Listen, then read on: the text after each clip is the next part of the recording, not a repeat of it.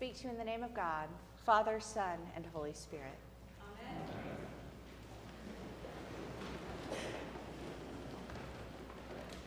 What a rich gospel text we have this morning. I have certainly had my share of belief and unbelief. And so if you are having a moment where you identify with Thomas, please know that Kate and I are here, and we are always glad to talk to you about belief and unbelief. However, this morning, I want to focus on a less often and equally important part of our gospel lesson. Jesus said to them, "Peace be with you. As the Father has sent me, so I send you."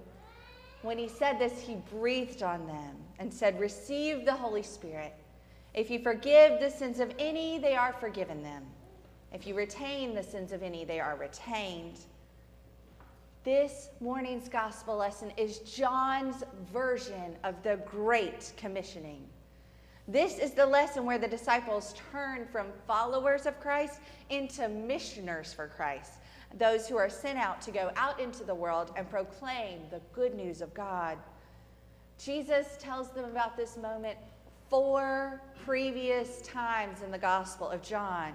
He warns them that this moment will come. He encourages them that this moment will come. He gives them teachings for how they are to act when they get the advocate, the Holy Spirit. And today, we get to witness their commissioning. First, Jesus gives the disciples his peace. Well, actually, he gives it to them 3 times in this text. And I love how open-ending the peace of Jesus is. Jesus' peace can mean a great many things. It could be as simple as a peaceful presence, almost like a reflective prayer. Or perhaps it could be his greeting. We know very well, "The peace of the Lord be always with you." That's familiar to us, right? Or it might recall his teachings when he reminds them to proclaim God's presence and advocate for peace. Or even it could be a peaceful stance towards life. You know that moment where you realize that you need to take a breath and count to 10 instead of say or do that thing that's running through your head? Maybe that's the peace he's talking about here. Think about it for just a moment. What does Jesus' peace mean to you?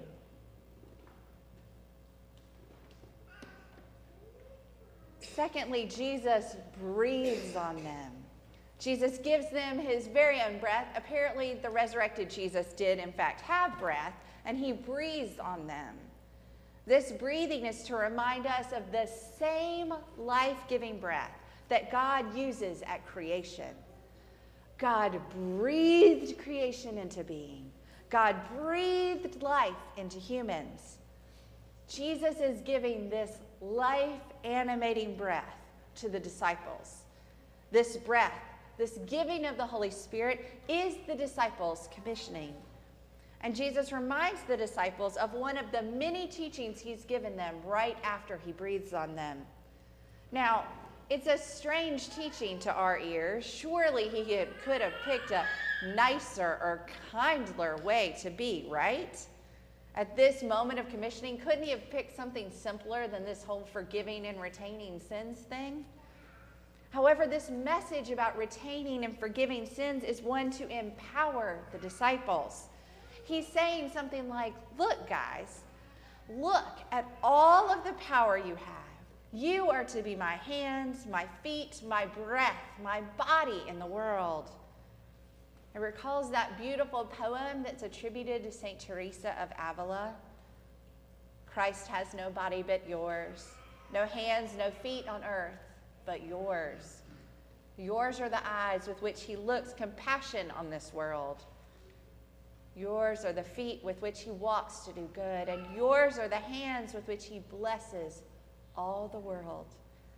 Yours are the hands, yours are the feet, yours are the eyes, you are his body. Christ has no body now but yours, no hands, no feet on earth but yours. Yours are the eyes which he looks with compassion upon all the world. Christ has no body now on earth but yours." In this poem, I am reminded that God is pleading with us to please treat the world as Jesus would. How many sins did Jesus say to forgive? 7 times 70? How many sins do we hear about Jesus retaining? I can't think of any. To commission is to give instructions or command or duty to a person or group of people. Jesus certainly does that here. But also to our modern ear, the word commission has a couple other meanings. There's certainly commission in the world of finance, to give a portion of the earnings to those who participated. A portion of the gifts that God bestows on the world, God bestows on the disciples. However, my favorite understanding of commissioning is to commission a piece of art. Jesus talked to the disciples about the way he wants them to create the community of God. He has commissioned them to go out into the world and paint on the canvas of the whole entire world. They've been given the tools, the art supplies, the teachings, perhaps a bit of funds, and they're sent out into the world to paint. It is this artist commissioning that I believe we are to recall at baptism. Today, we baptize Georgia and bring her into the body of Christ. We are following the example of countless others before us, all the way back to the example of Jesus and John, to bring her to the waters of baptism. We baptize Georgia in the name of the Father, and of the Son, and of the Holy Spirit. And we will put oil on her head and sealing her with that same Holy Spirit that Jesus gives the first disciples, and mark her as Christ's own forever. And we don't do this service just for Georgia or just for her family. Every time we baptize someone, we too reaffirm our baptismal promises. Every single time. So today, when we baptize Georgia, you too reaffirm your baptism. When you see and hear these promises today, what jumps out to you? What promise is Jesus asking you to live into in this moment of your commissioning? Today, please remember that you are commissioned. Remember that you are commissioned by God. Remember that you are called by God to go in peace, to love and serve the Lord. How are you going to live into your commissioning today? Amen.